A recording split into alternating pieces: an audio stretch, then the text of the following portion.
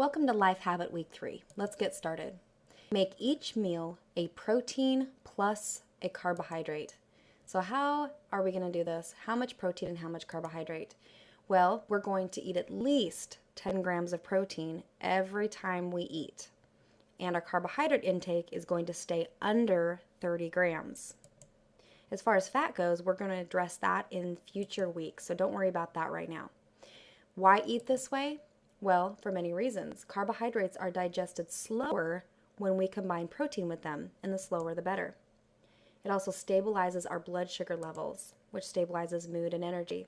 Protein is needed to burn fat and feed muscle, and we need carbohydrates for many functions, including fat burning. However, let me give you the secret here. Too many carbohydrates at one sitting causes the fat storage process to begin. So it's not necessarily eating carbohydrates that makes us fat. It's how much we eat at one sitting. I really want you to understand that. Carbohydrates are designed to give us energy. If we eat more at one sitting than what we actually need for energy in that moment, then our bodies store it for later as body fat. So body fat is stored up energy that didn't get used. 30 grams of carbohydrate is an amount that your body can use for daily energy needs without going into surplus. So really remember that 30 grams of carbohydrate is totally fine every time we eat. The exception to this is after vigorous exercise, our carbohydrate needs increase slightly to about 45 grams. So an example of this would be if someone were to drink a post-workout recovery shake of Advocare. And that shake is designed to replenish carbohydrate, and so this carbohydrate needs do go up that meal that we eat immediately after a workout. So that's an exception to the rule. Okay, so what's protein? We just really need to identify foods that have protein in it.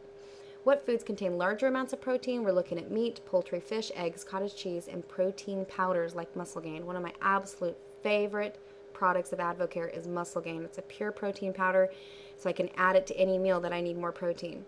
Now, little highlight here, peanut butter and cheese are fats. They are not proteins. So when we sit down to eat a meal and we're getting our protein quota, we're not looking at peanut butter and cheese to fulfill that need.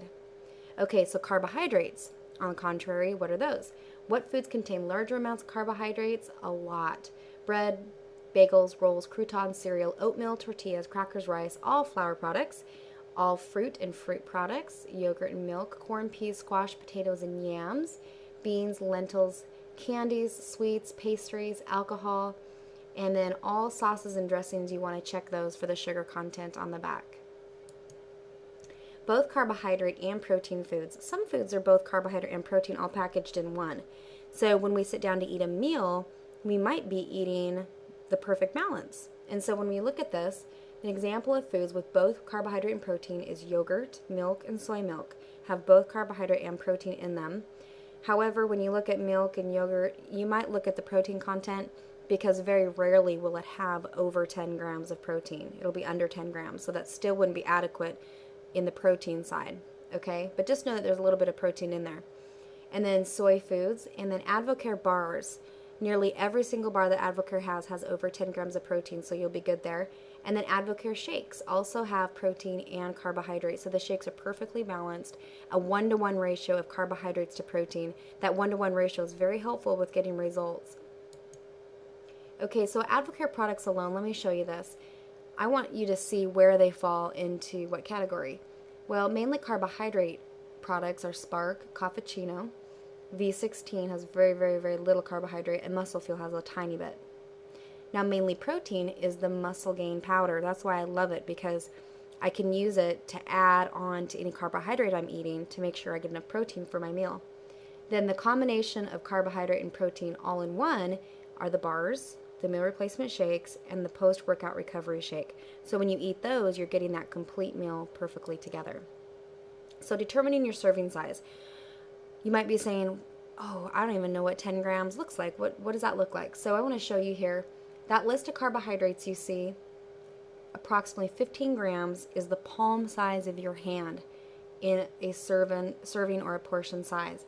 So one slice of bread, a third of a bagel, half of an English muffin, half of a tortilla, half a cup of rice, half a banana, 3/4 cups of berries, 1 tablespoon of regular jam, 1 small piece of fruit, or 1 cup of soy milk. That's all about 15 grams. of carbohydrate. So when you look at the palm of your hand, just know that that's about 15. Okay, when you sit down to a meal, that's about how much carbohydrate is going to get you in a perfect range. Protein is about half the size of your palm, is going to be 10 grams. So if you were to eat a chicken breast and it was about the size of the palm of your hand, then you'd be eating about 20 grams of protein, which would be great because you're trying to get 10 or more grams of protein in every single meal. The key to this step is going to be to read your food labels, okay? So you look here at the meal replacement shake and this food label. We pulled this up because I wanted to show you what I'd be looking at here.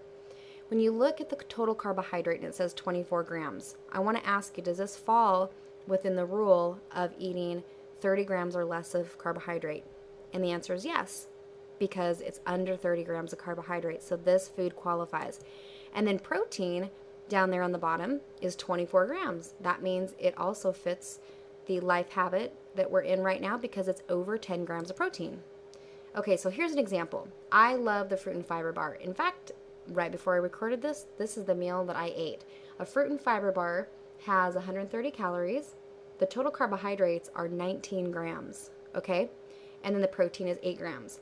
So when I eat a fruit and fiber bar as a meal or as one of my 5 meals, I'm looking at my carbohydrate as 19 grams and I'm fine there because it's under 30 grams.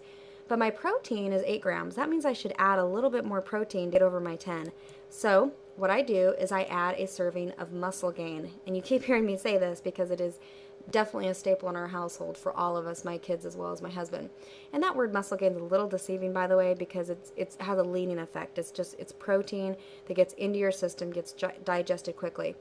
So when you look at muscle gain, what you're looking at, total carbohydrate is 4 grams. So it's really very minimal on the carbohydrates, but the protein is 25 grams. So as a total, if you pull them up and you add them together, because I eat them in the same meal, that is 23 grams of carbohydrates altogether and 33 grams of protein. So this is a meal that qualifies for my habit. Okay, how are we going to make this happen? Okay, again, we're not going to count vegetables in the carbohydrate equation, okay? Because vegetables are carbohydrates, and many of you know that, but we're not going to count that because we're not going to get that complicated. So vegetables are considered free foods all around.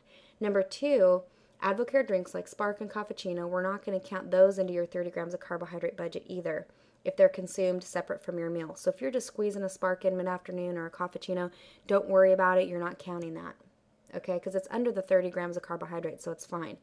Number 3, read your food labels. That's how you're really going to educate yourself on this. Number 4, plan your meals ahead of time, for sure, especially with protein. You want to make sure you plan for protein. And that would be the key phrase that I would say as a take-home message right now for this life habit is plan your protein.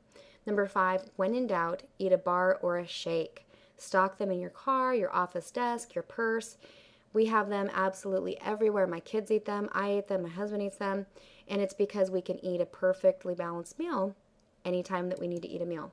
Number 6, at restaurants, we want to take our sandwiches at restaurants and eat them open face with no other carbohydrate choice, okay? And then for salads, make adjustments to the added carbohydrates in the form of croutons, breadsticks, tortilla strips, etc. I usually just ask for that stuff, to be taken off because I don't want to mess with it. And usually salads at restaurants taste great with that anyway.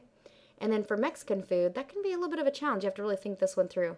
There's the fajitas with the corn tortillas are your best option. And then 1 corn tortilla plus 1/4 a cup of beans equals your carbohydrate limit. And this would mean skipping the chips. So at a Mexican restaurant, we have to think a little bit more, at any restaurant really. And I look at carbohydrates kind of like a budget. And I choose the ones I like the most, and that's what I eat at my meal. Okay, this is a group assignment. If you're with a group right now, or maybe you're by yourself, I would love for you to grab 5 to 10 carbohydrate food items that you have within your reach in your kitchen or wherever you're at, and determine the serving size that a person can eat and still consume 30 grams of carbohydrate or less. So you're going to go to that food label and you're going to look at the total carbohydrates and you're going to see how much you could eat of that food and still stay under the 30 grams. Okay, so here's a little hint. You're going to want to read the serving size at the top of the label and then read the grams of total carbohydrate at the bottom. Okay, so this is how you're going to get your point. When you have 0 to 30 grams of carbohydrates at each meal, so remember, you might have a meal that has no carbohydrates, and that's fine. But you have to get at least 10 grams of protein every time you eat to get your point. Okay, so there's your point. Each day that you eat at least 10 grams of protein in each meal, you're going to get a point. Now you forfeit your point and you don't give yourself a point if you eat less than 10 grams of protein in any one meal. So you didn't eat enough protein at a meal, you don't get a point.